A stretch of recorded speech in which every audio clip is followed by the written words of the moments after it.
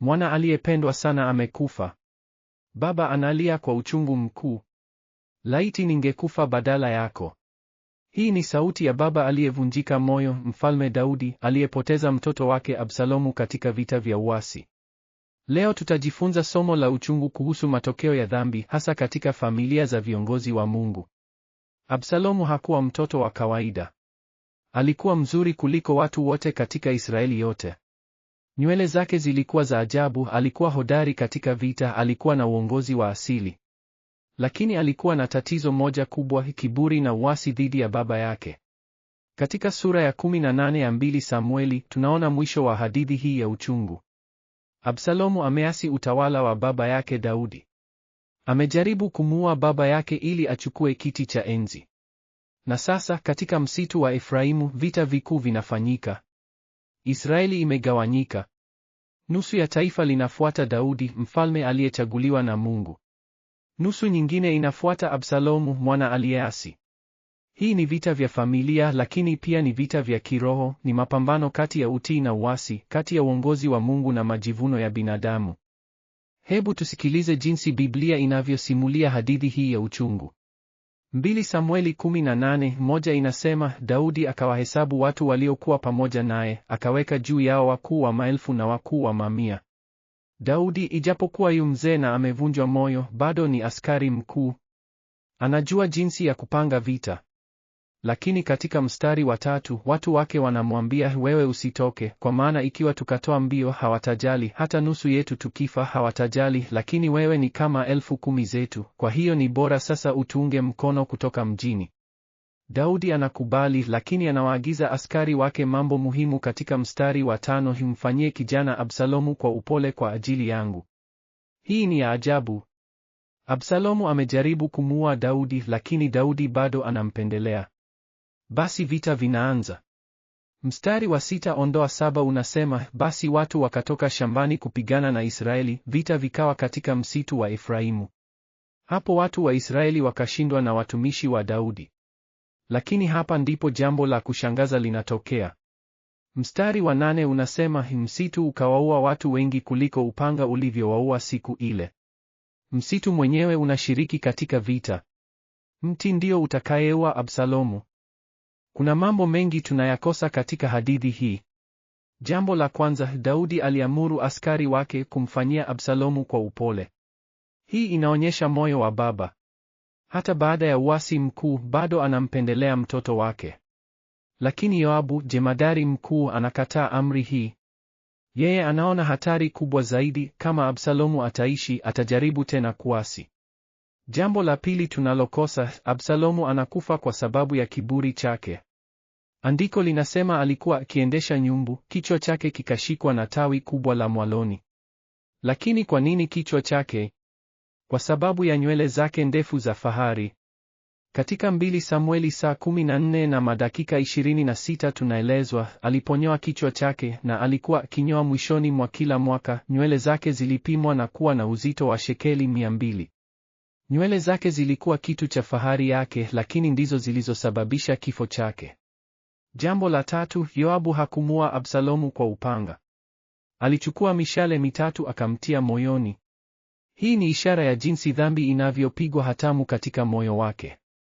Absalomu hakufa haraka, alibaki akining'inia katika hewa akiwa hai, huku akisonga kati ya maisha na kifo. Hii ni picha ya hofu ya mtu aliyeasi Mungu. Mimi nimeona mapigano mengi, lakini hii ni ya kushangaza. Mtu mkuu wa vita anakufa kwa sababu ya nywele zake. Kutoka juu ninaona yote. Kiburi cha Absalomu kimekuwa mtego wake mwenyewe. Katika hadithi hii tunaona mabadiliko makuu ya kiteolojia. Kwanza, tunaona mzunguko wa kiburi na kuanguka. Absalomu alikuwa mtu mzuri kuliko wote Israeli, lakini kiburi chake kilikuwa janga lake. Mithali saa 16 na madakika 18 inasema, kiburi huongoza kwa maangamizi, na roho ya majivuno kabla ya kuanguka. Absalomu alidhani anaweza kushinda mpango wa Mungu, lakini alikuwa anajidanganya. Pili, tunaona jinsi uasi unavyoleta hukumu ya Mungu. Absalomu hakuasi tu dhidi ya baba yake, aliasi dhidi ya Mungu aliyemchagua Daudi.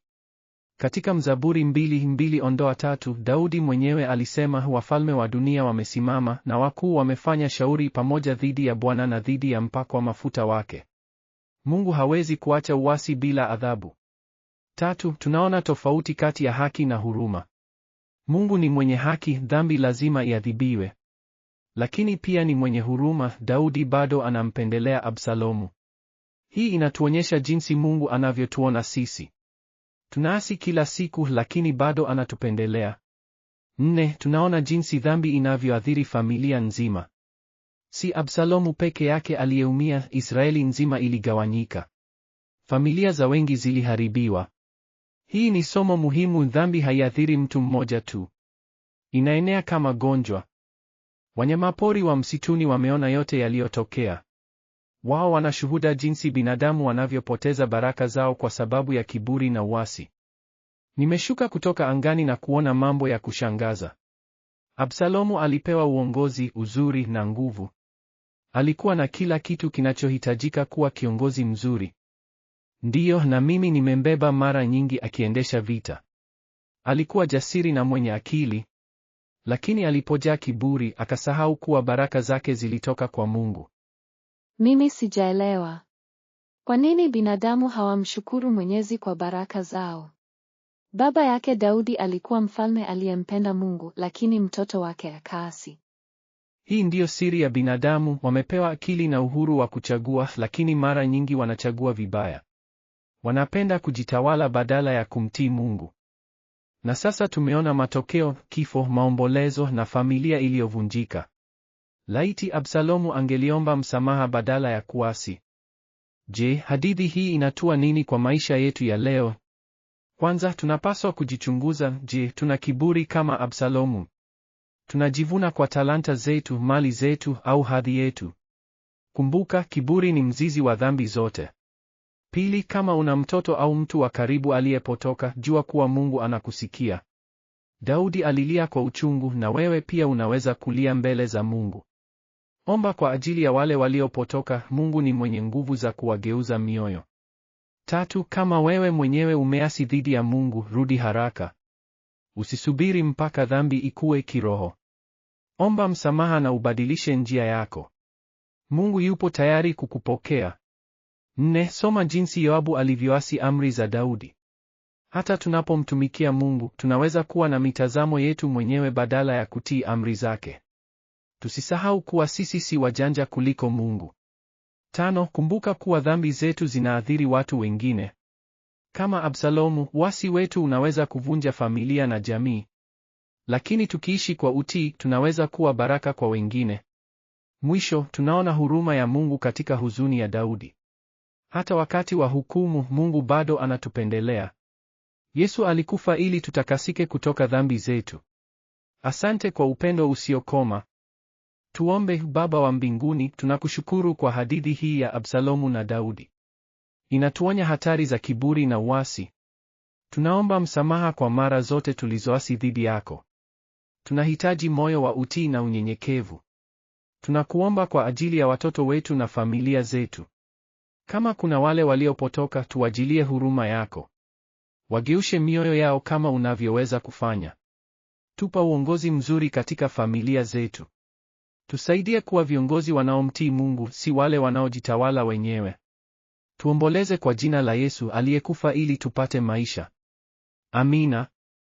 Asanteni kwa kufuata kipindi hiki cha Mwanzo hadi Ufunuo.